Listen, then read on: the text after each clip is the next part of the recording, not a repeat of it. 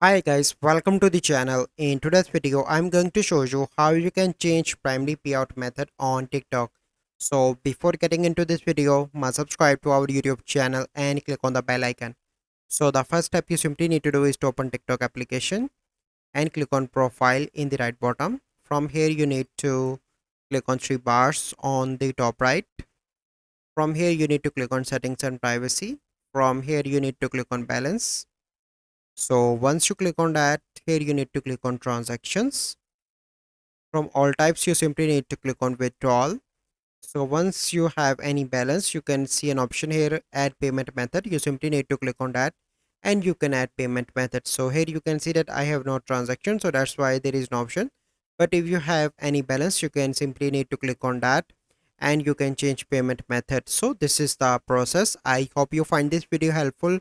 If you find this video helpful, must like this video, subscribe to our YouTube channel for future videos. We'll see you in the next video. Thank you. Have a good day.